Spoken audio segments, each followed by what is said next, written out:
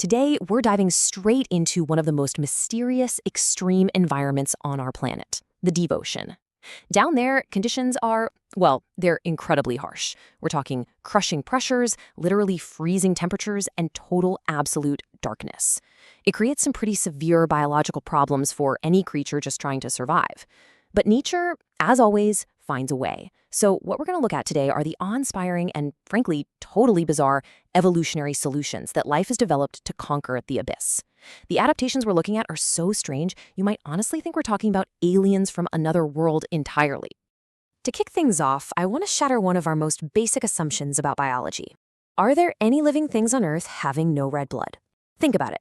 When we picture complex animals, we almost universally imagine red blood coursing through their veins, right?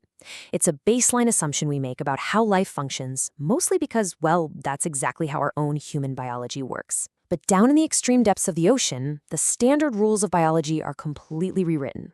So the answer to this question? Yes, absolutely.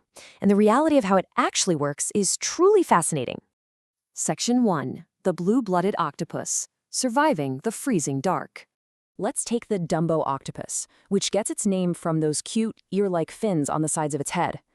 To survive the freezing, crushing dark of the ocean floor, its entire internal chemistry has been drastically altered to thrive in places where we absolutely could not. See, while our human biology relies on iron to transport oxygen through our bodies, which is exactly what gives our blood its red color, the Dumbo octopus has literally evolved to have blue blood. Why? Because instead of iron, it uses copper to effectively transport oxygen. In the freezing deep where this guy lives, an iron-based system just wouldn't be efficient enough to keep the animal alive. Copper, on the other hand, gets the job done perfectly in those frigid temperatures. The result? Veins completely filled with blue blood. It's just a stunning example of an extreme environment entirely dictating biology. And this brutal efficiency builds upon its environment perfectly. Because the Dumbo octopus lives at extreme depths where the ecosystem is incredibly sparse, very few predators actually exist down there. And this leads to a really fascinating evolutionary subtraction.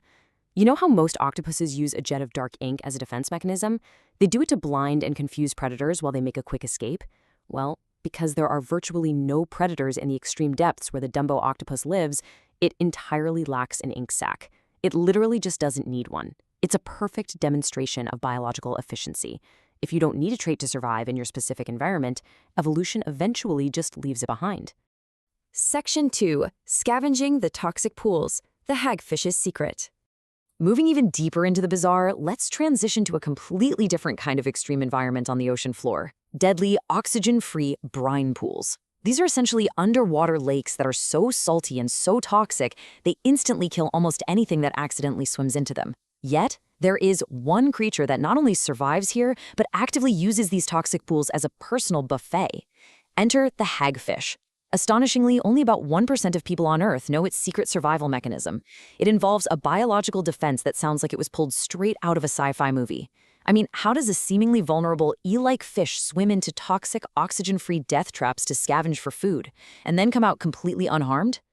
Well, to safely enter these toxic, oxygen-free brine pools to scavenge for food, the hagfish uses a massively thick coating of slime.